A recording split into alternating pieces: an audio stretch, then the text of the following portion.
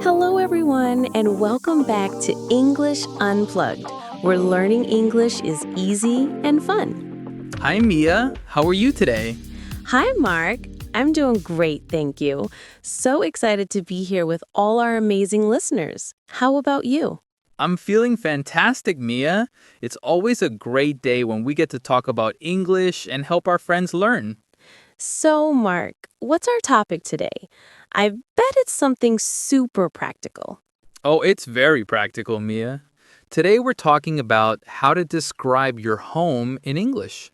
It's something you'll use all the time when meeting new people, chatting with friends, or even showing someone your place. Yes. Questions like, where do you live? Or what's your home like? Are so common. Describing your home well helps you connect with others and share a bit of your world. Absolutely. Before we start, please remember to like this episode, share it with your friends learning English, and subscribe to English Unplugged if you haven't already. It really supports us. Your support means the world to us. Now, let's jump in. Mark, how do we start describing our home in English? Great question, Mia. Let's start with a simple plan that works for any situation. Casual chats, school, or even a job interview. It's like a recipe for describing your home. A recipe. I love that. What's the recipe? First, say where you live or the type of home. For example, I live in an apartment. Or, I live in a house in a village. Nice. Then add a detail about your home, like its size, rooms, or something special. For example, my apartment has 2 bedrooms, or my house has a big backyard. Perfect! And finally, share how you feel about it. Like, I love it because it's cozy. Or, it's great because it's near the park. So, it's location, details, feelings. That's a clear, easy way to talk about your home. Yes, it's a simple structure that sounds natural even for beginners. What about a super simple version for our beginner friends? Sometimes short is best, right? Totally, Mia. For beginners, we want it short and safe. The goal is to say something clear without feeling nervous. Right. So maybe just your name and one thing about your home. Like, my name is Mia. I live in a small house. Or, hi, I'm Mark. I live in a city apartment. Short, clear, and no stress. That's perfect for anyone feeling shy. Just one sentence and you've shared something personal. No need to say too much at first. And if you're nervous, write down one sentence and practice it. For example, I live in a house with a garden. Say it a few times at home. Great tip. I could practice, I live in an apartment with big windows. Repeat it 5 times, and it feels so natural. It's like learning a favorite song. Practice, and soon you're saying it without thinking. And if someone asks, what's your home like? You can add a simple detail, like, it has a nice living room. Let's talk about specific situations, Mark, like when you're meeting a new classmate or coworker. Does describing your home come up?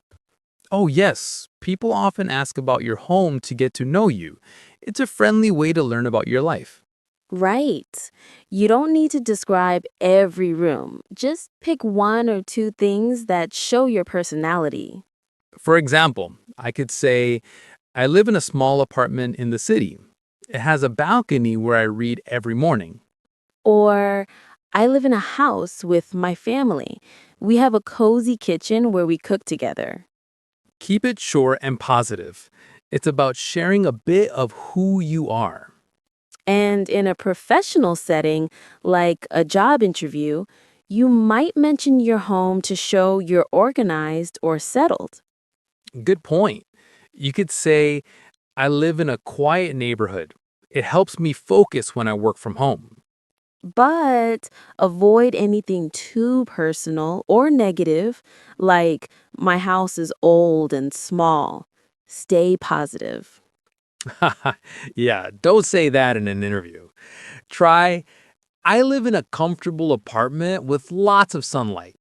Now, what about casual chats, like at a language meetup or with friends? That's different, right? Very different, Mia. In casual settings, you want to be open and friendly. It's about making a connection, not sounding perfect. Yes, you can say something fun about your home, like, "Hi, I'm Mia. I live in a little house with a garden full of roses." Or, hey, I'm Mark.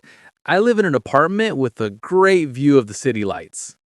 And ask a question to keep it going, like, "What about you? Do you live in a house or an apartment?" That's a great tip, Mia. It turns it into a conversation, not just you talking. So, share a little, then ask a little. That's the key. And if they share something, like, I live in a big house, you can ask, oh, cool. Do you have a garden? That keeps the conversation flowing and shows you're interested. Let's talk about describing homes in different places, Mia. Not everyone lives in a city apartment or a suburban house. Great idea, Mark. Some listeners might live in rural areas or have homes with unique cultural features. Right. For example, I could say, I live in a village house with a thatched roof. It's peaceful and full of tradition. Or, I live in a city flat with a small courtyard. We have a fountain, which is common in my culture. Those details make your description special and help others learn about your background. Yes. For example, in some cultures, homes have prayer rooms or outdoor kitchens. You could say, "My house has a small room for prayer. It's very common." Or, my home has an open terrace where my family eats dinner together. It's a great way to share your culture. And if you don't know a word, like terrace, you can say, "A place outside where we sit." That's smart. Describing it simply still gets the idea across. Mark, some people feel shy talking about their home, especially in a new language. How can we help them feel confident? Great question, Mia. It's normal to feel shy. My first tip is practice, practice, practice. Yes, say it out loud in front of a mirror or to a friend. Even whispering to yourself helps. And start small. Don't try to describe your whole house, just one or two sentences like our simple version. That's right. Don't aim for perfection, just aim to speak. And don't worry about mistakes. Everyone makes them. It's part of learning. So true. Most people are kind and patient when you're learning a new language. Another tip, use gestures. If you can't find a word like kitchen, point to where you cook or say a place for food. Body language is like a secret helper for new speakers. It makes you feel connected too.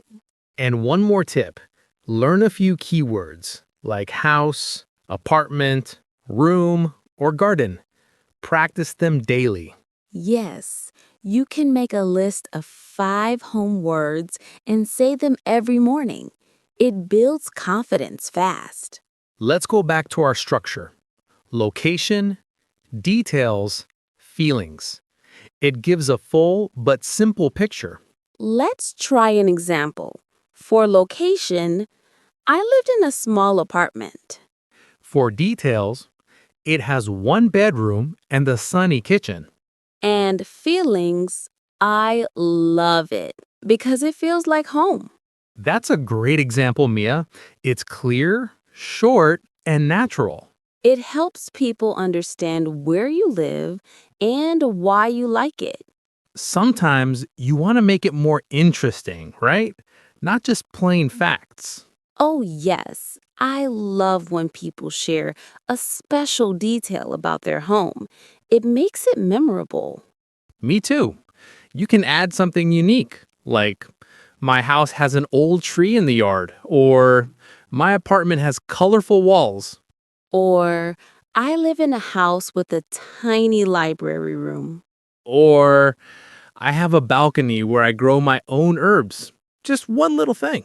That sparks curiosity and can start a new conversation. Like, I live in an apartment and I painted a mural on my bedroom wall. So cool. That's perfect for casual chats. And if you're feeling playful, add humor. Like, my kitchen is so small, I can only cook one pancake at a time. Ha ha ha. I love that. It shows personality and makes people smile. Okay, Mia, let's talk about mistakes to avoid when describing your home. What's a common one? Good question, Mark. Mistake number one, saying, I don't know how to describe it. Everyone can say something, even, I live in a small place. Yes. Instead, say, I live in a simple home, or I'm still decorating my place. Mistake number two, not practicing. If you don't rehearse, you might freeze when someone asks. Practice in front of a mirror or with a friend. It makes it so much easier. Mistake number three, being too vague. Saying, my home is nice, doesn't tell us much. Add one detail, like, it has a big window. Mistake number 4, giving too many details. You don't need to list every piece of furniture. Keep it light. Mistake number five, not thinking about your audience. Your answer for a friend is different from a job interview. So true. Adjust your description to the situation. Another mistake is speaking too fast. Beginners sometimes rush when nervous. Slow down, it's okay. Great advice. Take a breath, smile, and speak clearly. It helps a lot. And one more, don't be afraid of follow-up questions. If someone asks, what's your garden like? Just say something simple like, it has flowers. Yes, keep it easy and you'll feel more confident. One of the best ways to learn is to hear examples from fluent speakers for the rhythm and pronunciation. Absolutely. Let's give some examples for our listeners to hear and maybe repeat. If someone asks, what's your home like? I'd say, I'm Mia. I live in a cozy house with a small garden. Nice. I'd say, my name is Mark. I live in a city apartment with a great view of the park. For a formal setting, I live in a quiet apartment with 2 rooms. It's perfect for studying.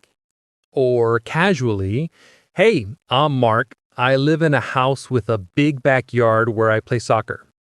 Great examples. Listeners, notice our tone, the pauses, the friendly vibe. Try repeating after us. Let's try one more. I'd say, hi, I'm Mark. I live in an apartment with a cozy reading nook. Love that. I'd say, I'm Mia. I live in a house with a sunny porch where I relax. Let's share a personal story, Mia. What makes your home special to you? Oh, that's a nice idea, Mark. When I moved into my house, it felt a bit empty, but I added plants and paintings, and now it's my happy place. That sounds lovely. Did it take a lot of work? A little. I started with one plant, then added more. Now I say, I'm Mia, and I live in a house with a colorful garden. It makes me feel calm and creative.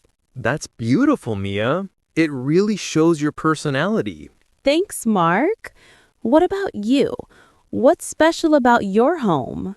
Well, I live in an apartment with big windows. I love watching the sunset from my living room. It's why I say I live in a bright apartment that feels peaceful. Oh, that sounds so relaxing. Your home stories really bring it to life. Thanks. Let's try another example for fun. I could say I live in a rural house with a wooden porch. It's great for stargazing at night. Oh, I can picture that. I'd say I live in a city flat with a small rooftop. I grow vegetables there, and it makes me happy. Those are awesome. They show how different homes can be. Speaking of listeners, let's answer 2 questions we got from you. First, Carlos from Mexico asks, how do I describe my home if I don't know many words? Great question, Carlos. Keep it simple.